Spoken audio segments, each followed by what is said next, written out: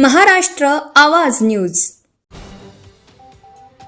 धाडसी महिलेने घरात कोंडला बिबट्या, वन विभागाने केले सुरक्षित जेरबंद।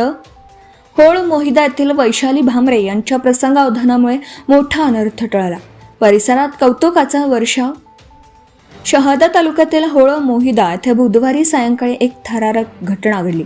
घराजवळ कोंबड्यांच्या शोधात आलेल्या बिबट्याला पाहताच वैशाली विशाल भामरे यांनी प्रसंगावधान दाखवत त्याला घरात शिरू दिलं। त्यानंतर स्वतः सुरक्षित बाहेर येऊन घराचे दार बंद केले आणि आरडाओरडा करून ग्रामस्थांना सतर्क केलं।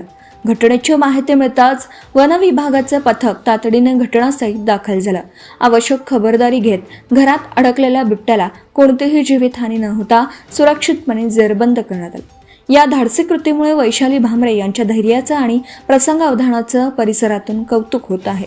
दरम्यान याच दिवशी सकाळी शहादा तालुक्यातील जुनवणे येथे रतिलाल सोमा चव्हाण यांच्यावर उसाच्या शेतात पाणी वळवत असताना बिबट्याने हल्ला केल्याची घटना घडली होती। एका दिवसात घडलेल्या या दोन घटनांमुळे शहादा तालुक्यात बिबट्याच्या वाढत्या वावराबाबत नागरिकांमध्ये भीती आणि चिंतेचं वातावरण निर्माण झालं आहे। Subscribe now and press the bell icon. Never miss an update.